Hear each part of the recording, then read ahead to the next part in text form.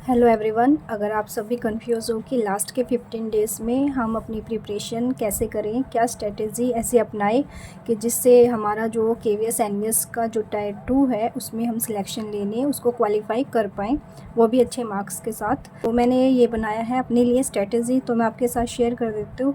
I hope आप सबको भी इससे कुछ हेल्प मिल पाए। तो हमारे पास दो टास्क हैं, एक तो ऑब्जेक्टिव और एक सब्जेक्टिव। हमें ऑब्जेक्टिव पे भी पकड़ बनानी है और सब्जेक्टिव की भी अच्छे से हमें लिखने की प्रैक्टिस करनी है, और तो हम किस तरीके से हम इन दोनों को मैनेज कर सकते हैं। सो ऑब्जेक्टिव के लिए सबसे इम्पोर्टेंट है और है पीवाईक्यू, और बेस्ट है ये पीवाईक्यू करना, क्योंकि अगर अब हम जैसे मैंने पहले एनसीईआरटी और आर डी शर्मा के क्वेश्चंस एक बार तो मैं कर चुकी हूँ, तो उसमें मैंने सोचा था मैं दोबारा उसको रिवाइज़ करूँ, पर मुझे अभी ऐसा फील होता है कि कभी पहले एनसीईआरटी करो फिर आर डी शर्मा फिर उसके एग्जाम्पलर के क्वेश्चंस, तो थोड़ा सा ना प्रेशर फील होता है, और ये भी नहीं पता कि हमारी जो प्रिपरेशन है वो सही डायरेक्शन में जा भी रही है या नहीं जा रही, तो हम कितना कवर कर चुके हैं या हमें कितना आता है। तो आप पीवाईक्यू ही करो, क्योंकि लास्ट के टाइम पे यही हमें ज़्यादा मार्क्स गेन करवा पाएंगे ऑब्जेक्टिव के लिए। तो अच्छी खासी प्रैक्टिस हो जाएगी ऑब्जेक्टिव के लिए, लेकिन हाँ, इसका प्रॉपर एनालिसिस करना बहुत ज़रूरी है। एनालिसिस ज़रूर करना, ऐसा नहीं है कि क्वेश्चन पेपर करा और हमने उसको बस ये देख लिया हमारे इतने मार्क्स आए और हम डिमोटिवेट हो गए। नहीं, हमें उसको सोल्यूशन को अच्छे से देखना है कि कहाँ पे हमें कंसेप्ट आता था या नहीं आता था। अगर हमें कोई कंसेप्ट जैसे आता था तो देखना है कि वो गलत क्यों हुआ, भाई सिली मिस्टेक कर दी या टाइम की वजह से हो गया है, तो उन चीज़ों पे हमें अपना वर्क करना है आई मीन लास्ट के दिनों में।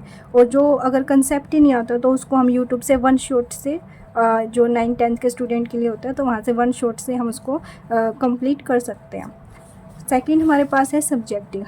सब्जेक्टिव की प्रैक्टिस अगर हम 9-10 की बात करूं तो एनसीईआरटी एग्जाम्पलर ही बेस्ट है, क्योंकि इसमें काफ़ी अच्छे लेवल के क्वेश्चंस हैं और लिखने का तरीका भी बहुत अच्छा बताया हुआ है। और जो रही बात 11th-12th और ग्रेजुएशन का, तो 11th-12th का वन शॉट है जो 11th-12th के स्टूडेंट्स के लिए करवाया जाता है, तो मैं वहाँ से करूँगी, क्योंकि उसमें क्या है ना, कंप्लीट थ्योरी एक्सप्लेन हो जाती है और कंसेप्ट समझ आ जाता है। क्योंकि अब एनसीईआरटी उठा के खुद से करने में तो ज़्यादा टाइम चला जाएगा, क्योंकि उसमें एक्सरसाइज भी इतनी है।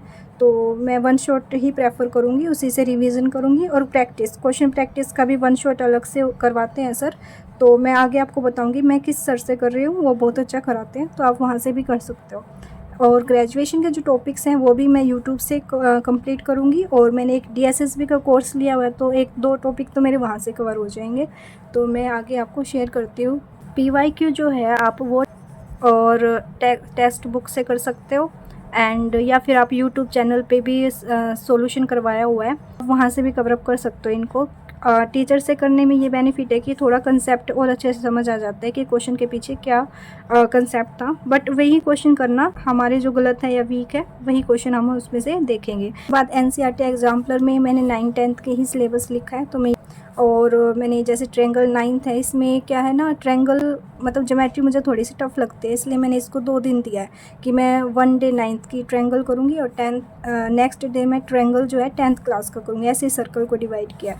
अलजेब्रा मुझे थोड़ा सा मतलब आपको भी जिस ईजी लगता होगा, तो अलजेब्रा के जैसे 2 टॉपिक एक दिन में कर लिए, तो ऐसे मैंने ये 15 डेज़ के लिए बनाया हुआ है कंप्लीट।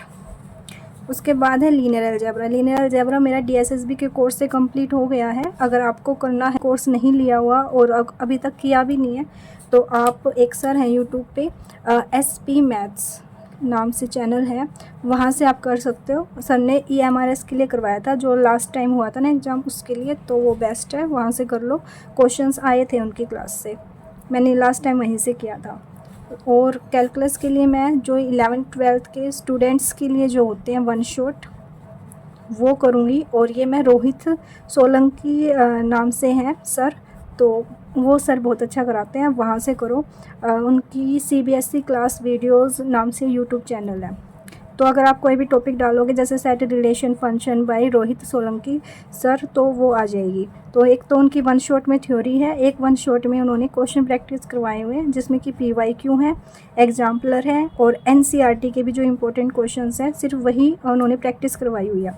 इससे क्या बेनिफिट मिलेगा कि इसमें जो है प्रॉपर स्टूडेंट्स जैसे 11th-12th के लिखते हैं अपना एग्ज़ाम, वैसे ही सर करवाते हैं, तो हमें थोड़ा सा सब्जेक्टिव से भी हेल्प मिलेगी कि क्वेश्चन को किस तरीके से लिखना है। तो दो हमारा ऑब्जेक्टिव और सब्जेक्टिव दोनों चीज़ें कवर हो जाएंगी यहाँ से। इनइक्वालिटी का जो टॉपिक है ये भी एसपी मैथ्स चैनल पे है, बहुत अच्छा करवाया है।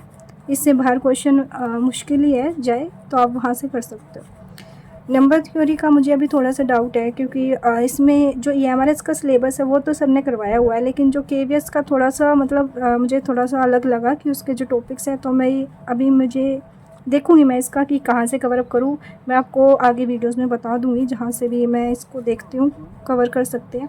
प्रोबेबिलिटी भी काफ़ी इम्पोर्टेंट टॉपिक है एंड ये ग्रेजुएशन लेवल तक का है, तो इसका भी अभी सोर्स नहीं मिला मुझे। देखती हूँ मैं इसके लिए भी कौन सा सोर्स बेस्ट रहेगा। तो मैं ये 2 चीज़ें आपको नेक्स्ट वीडियोस में बताऊँगी कि मैं कहाँ से कर रही हूँ। फ़िलहाल मैंने इतना ही डिसाइड किया है। सो आई होप आपको हेल्प मिले and all the best friends. मेहनत कीजिए और अच्छे से हम अपनी प्रिपरेशन करेंगे, रिवीजन करेंगे एंड खूब प्रैक्टिस करके सिलेक्शन ज़रूर लेंगे। So thanks for watching.